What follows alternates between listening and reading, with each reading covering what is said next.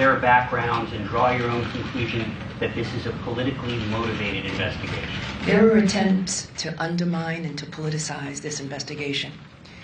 And there were attacks on me as well as members of the team, which I find offensive. And our focus, again, should be on the bravery and the courage of these 11 women and of the others who came forward. These allegations were substantiated. They were corroborated. And the team before you, Ms. Clark and Mr. Kim, are professionals who are widely respected, not only in New York, but all across this nation. And I support their work, will defend their work, and I believe these women. Zach Fink from New York One.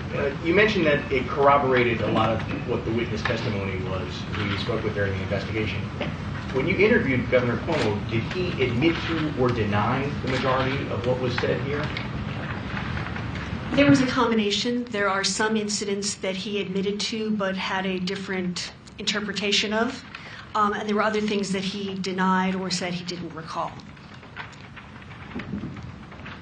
Speak a little bit more about that. When WNYC, can you speak a little bit more about what that conversation, that 11-hour conversation was like the other week? I can't recount all 11 hours of it. As I said, there were certain things, like he admitted that he asked Ms. Bennett whether she had been involved with older men. He denied touching the state trooper, although he said he might have kissed her at an event. And there were certain things that he turned around and said that, for example, the executive assistant #1, that he did hug her repeatedly, but claimed she was the one who initiated the hugs. So it was a mixture of admitting to certain things but putting a different spin on them and denying others. People outline in the report. Shimon Prokopetz from CNN. So what are the next steps here? You have this report, obviously a lot of devastating information in it. A lot of people are going to ask, okay, so what happens next? And you're not referring it for criminal charges. What are the next steps that you would like to see, perhaps maybe the assembly take or someone else take to have some other kind of punishment or something else here? Because right now it just seems like you have this report and it's out there, and what would be the next steps? We were tasked with the responsibility of engaging in an investigation. And we have concluded our investigation. And our work is done. And so as it relates to next steps, that's entirely up to the governor and or the assembly and the general public. But the work of the Office of the Attorney General and these special deputies has concluded. Do you think the governor should run for re-election? That's a political question. The work of the Office of the Attorney General is done. Okay, we're going to take 2 more questions in here, and then we're going to go virtual. Hi, Dana Rubenstein from the New York Times. This is a little bit of a hypothetical, but if an individual with a history of running a workplace like this were running for governor, would you consider that person fit to serve as the leader of New York State? I don't engage in speculation, Dana. The report speaks for itself. They substantiated and corroborated the allegations and have issued findings that, in fact, the governor violated state and federal laws. Okay, this is the last one here, and then we're going to go virtual. Adam Reese, NBC News.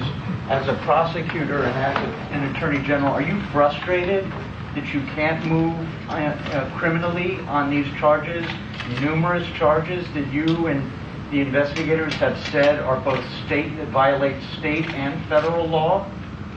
It's not an issue of being frustrated. The issue, we were tasked with the responsibility by the governor of the state of New York to issue a report, and we have issued this report. And all throughout the process, we put our heads down, we've done our work, and at this point, we're going to allow the chips to fall where they may. Okay, we're going to go virtual now. Fabian? Thank you, everybody. If you have a question, please click the raise hand button. If you have a question, please click the raise hand button. First, we're going to hear from John Campbell from Gannett. John, your mic is open.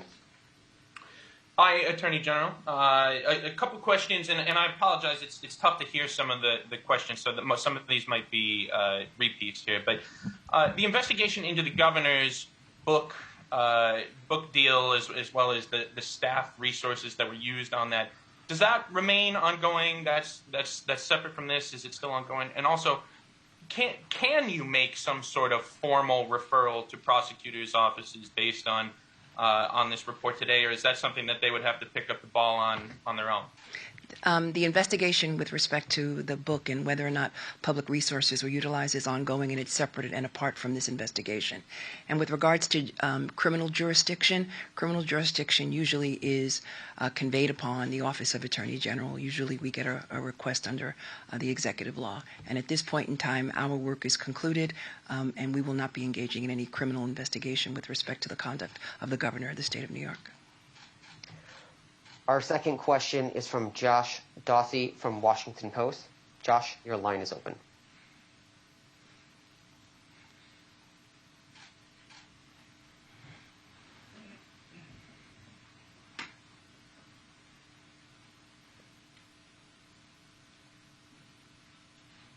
Josh, you have to unmute your line. Can you hear me now? I'm sorry. Yeah, we can hear you, Josh. I said, hi, Attorney General. Hi, Josh. There appear to be about 11 allegations here, 11 different victims. Did you find all 11 of the victims who came forward to be credible, and were you able to find contemporaneous notes or proof about all 11 of the victims? We found all 11 women to be credible. There was corroboration to varying degrees.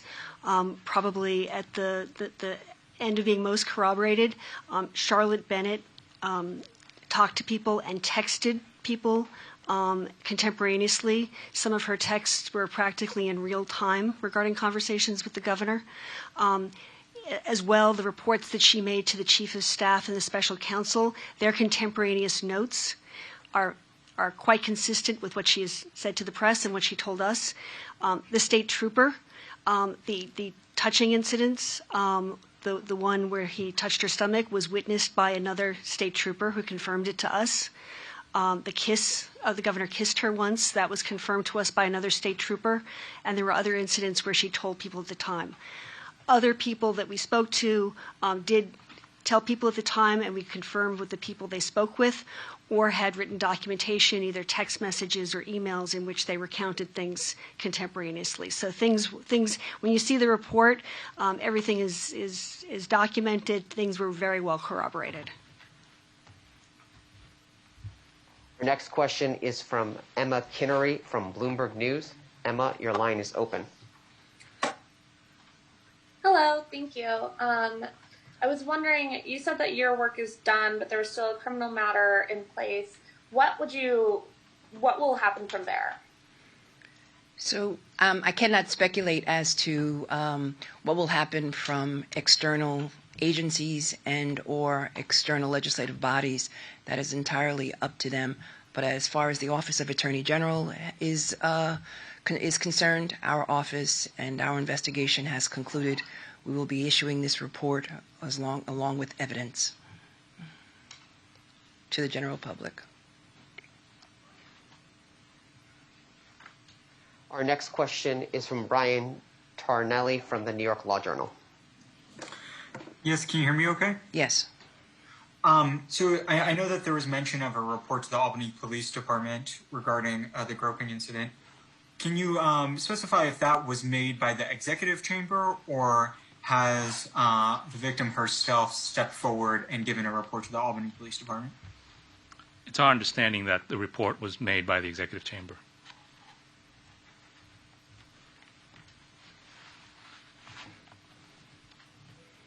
Our last question is from Rebecca Lewis from City and State. Rebecca, your line is open.